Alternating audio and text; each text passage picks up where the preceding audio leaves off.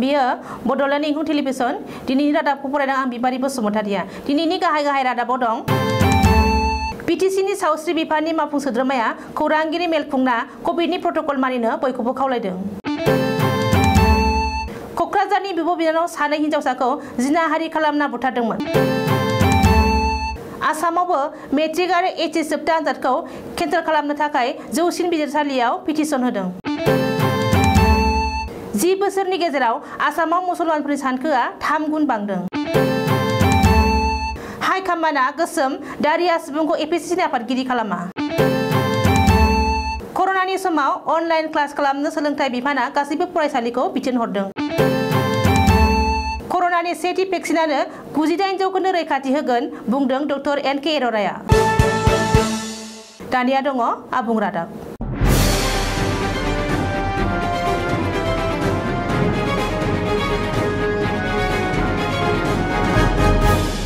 बिटिसिनि सावस्रि बिफाननि मावफुं सोद्रोमा अरुप कुमार देआ दिनै बर' रावजों मोनसे खौरांगिरि मेल खुंदों।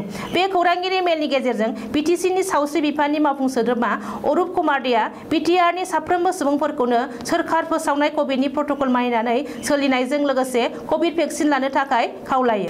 सावस्रि बिफाननि मावफुं सोद्रोमाया बुंदों दि जों बयबो कभिड भेक्सिन लाथारनांगोन। भेक्सिन लायोब्लासो जों कर'नानिफ्राय रैखा मोननो हागोन। मख'नो गोनांदि बिटिसि सोरखारनि बानजायनायाव आथिखाल कभिडनि थासारि, कभिडनि गाग्लोबनाय, कभिड बेमारिफोरनि जिउ गोमानाय आरो कभिडनि प्रट'कलफोरखौ लानानै मोनसे डकुमेन्टारि सावथुन बानायदों होननानैबो दिनैनि खौरांगिरि मेलाव सावस्रि बिफाननि मावफुं सोद्रोमाया बुंदों आरो बिटिसि सोरखारा कभिडनि सायाव बानायनाय डकुमेन्टारि सावथुनखौ बयखौबो नायनो थाखाय खावलायदों। बबेखानि बे डकुमेन्टारि सावथुनखौ नायनानै कभिडआ बेसेबां गिख्रंथाव आरो बेनि बागै बयबो मिथिनो हागोन, बुजिगोन आरो सांग्रां जागोन होननानैबो मावफुं सोद्रोमा अरुप कुमार देआ बुंदों। क'क्राझार जिल्लानि अफयाकुटियाव बिब' बिनानाव सोमोन्दोनि सानै उन्दै बैसोनि हिनजावसानि जिउ गोमानाय जाथायनि रहस्यआ सोराङाव फैबाय।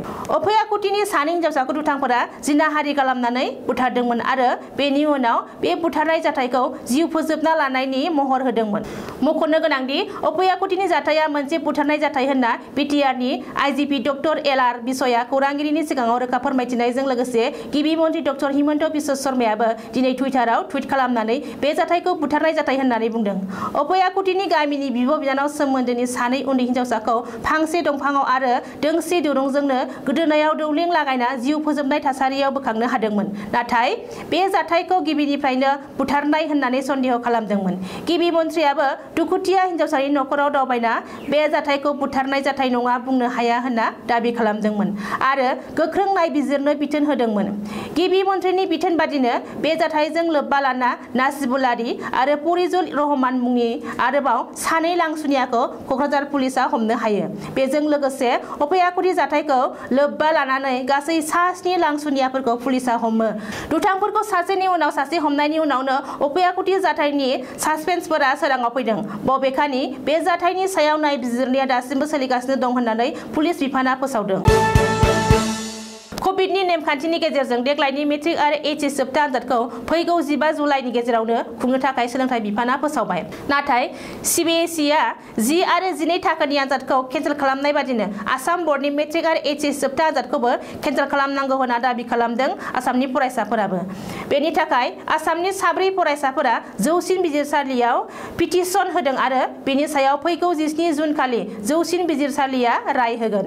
मिथिनो हानाय बादिब्ला साजिन आक्तार, तब्बुसुम रहमान, सुफितरा बरदलै आरो अपुसिता गगैमोनहा देग्लायनि मेट्रिक आरो एचएस जोबथा आनजादखौ केन्सेल खालामहोनो थाखाय जौसिन बिजिरसालिनि दरखङाव थांदों आरो सोलोंथाइ बिफानजों आयेनारि जुजिदों।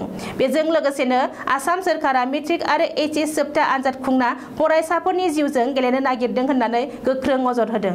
बबेखानि एडभोकेट ममता शर्माया भारत हादरनि गासैबो आनजादफोरखौ केन्सेल खालामनो दाबि दैखांना केस फाइल रेजिस्टार खालामनायनि सायाव जौसिन बिजिरसालिया 17 जुन खालि राय होगोन आरो बेजों लोगोसे आसामनि केसखौबो सरजाबफानाय जादों होनना मिथिनो हादों। आसामाव हिन्दुफोरनि रुजुनायाव मुसलमानफोरनि सुबुं सानखोआ बांनायनि सायाव बांदों। थांनाय 10 बोसोरनि गेजेराव आसामाव मुसलमानफोरनि सुबुं सानखोआ 3 गुन बांसिनदों। बे रिपर्टआ जों थियारि खालामनाय नङा। हादोरारि निउज चेनेल टाइम्स अफ इन्डियानि फेमिलि हेल्थ सार्भे बायासो बे रिपर्टखौ होदों। बेजों लोगोसे आसामाव मुसलमानफोरनि सुबुं सानखोआ खमायनो लागै लादों होनना खौरां ओंखारनायखौ थारलायै नेवसिदों। समबारखालि गिबि मन्थ्रिनि पलिटिकेल सेक्रेटारि आरो आसाम रायजोआरि बिजेपिनि बुंथिगिरि जयन्त मल्ल बरुवा आरो पबित्र मार्केरिटाया मोनसे खौरांगिरि मेल खुंनानै टाइम्स अफ इन्डियानि रिपर्टखौ फोरमायदों। रिपर्ट बादिब्ला 1991 निफ्राय 2001 मायथाइनि गेजेराव आसामाव हिन्दुफोरनि सानखोआ 14.9 जौखोन्दो आरो मुसलमानफोरनि सानखोआ 29.3 जौखोन्दो। बेबादिनो 2001 मायथाइनिफ्राय 2011 आव हिन्दुफोरनि सानखो बांनाया 10.9 जौखोन्दोसिम खमायो आरो मुसलमानफोरनि सानखोआ 29.6 जौखोन्दो बाङो। जयन्त मल्ल बरुवाया फोरमायनाय बादिब्ला 1971 मायथाइयाव आसामाव हिन्दुफोरनि सानखोआ 72.51 जौखोन्दोमोन आरो मुसलमानफोरनि सानखोआ 24.56 जौखोन्दोमोन। नाथाय 2011 मायथाइयाव हिन्दुफोरनि सानखोआ 61.46 सिम दावख्लायदों आरो मुसलमानफोरनि सानखोआ 34.22 जौखोन्दोसिम दावखोदों। बबेखानि 1971 मायथाइयाव आसामाव मुसलमान गाहाय जिल्लाया 2निल'मोन, नाथाय 2011 मायथाइयाव 60 जिल्लाया मुसलमान गाहाय जाबाय। सुबुं सानखो होबथानायनि थाखाय आसाम सोरखारा मोनसे गोख्रों आयेन लायाब्ला 2037 मायथाइसिमहालागै आसामाव हिन्दुफोरा माइनरिटि जागोन होननानैबो जयन्त मल्ल बरुवाया भबिष्यबाणी होदों। गोसोम गाब दारिया सुबुंखौ आसाम प्रदेश कंग्रेस कमिटिनि आफादगिरि खालामा पार्टीनि हाइकमान्डआ। समबारखालि बे गोख्रों अजदखौ होदों एपिसिसिनि आफादगिरि रेसाव थानाय मरियनि बियाबनि कंग्रेसि एमएलए रुपज्योति कुर्मिया। सदन सिङाव आरो बाहेरायाव बायदि बायदि हाबा मावना अरायसम बयनिबो नोजोर बोना लाग्रा आरो बायदि बायदि बानबुंथि होना जेंनायाव हाबग्रा रुपज्योति कुर्मिया गावखौनो जेंना सोरजिहोग्रा होनना गनायना लादों आरो गावनि गोसोम देहानि गाब दारिया आरो जेंना सोरजिग्रा जानायनि थाखायनो हाइकमान्डआ एपिसिसिनि आफादगिरि खालामा होननानै बुंदों। बबेखानि बाजेदारि चौधरीखौ माइनरिटि थाखाय आरो कमलैक्य दे पुरुषकायस्थखौ रावारि माइनरिटि होनना एपिसिसिनि आफादगिरि खालामना होनानैबो एमएलए रुपज्योति कुर्मिया बुंदों। मख'नो गोनांदि रिपुन बरानि मासिखौ सोर मोनगोन आरो एपिसिसिखौ दैदेननाय बिबानखौ सोरनो होगोन बेखौ लानानै कंग्रेस दैदेनगिरिफोरनि गेजेराव सानलायनाय आरो दाबिलायनाया सोलिगासिनो थानाय समावनो रुपज्योति कुर्मिया पार्टी हाइकमान्डनि हेंथायै बे गोख्रों अजदखौ होदों। कर'नानि नैथि गिख्रंथाव साग्लोबनायनि जाहोनाव रायजो सोरखारा 14 जुनसिमहालागै आगोलनो गरम बन्द फोसावनाया जोबनायनि उनावनो थासारिया दासिमबो बारा मोजां नङैलाय आथिखालाव सोलोंथाइ बिफाना मोनफ्रोमबो सरखारि आरो सरखारि नङै फरायसालिफोरखौ गावबा गावनि फरायसाफोरनो अनलाइन क्लास खालामनांगौ होननानै बिथोन हरदों।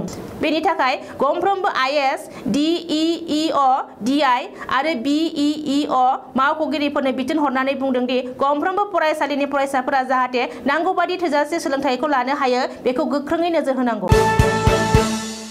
आथिखाल मिरु सोरखार आरो रायजो सोरखार जयै लोगो नांनानै कभेक्सिन आरो कभिसिल्ड मुंनि कर'ना भेक्सिनखौ होगासिनो दङ।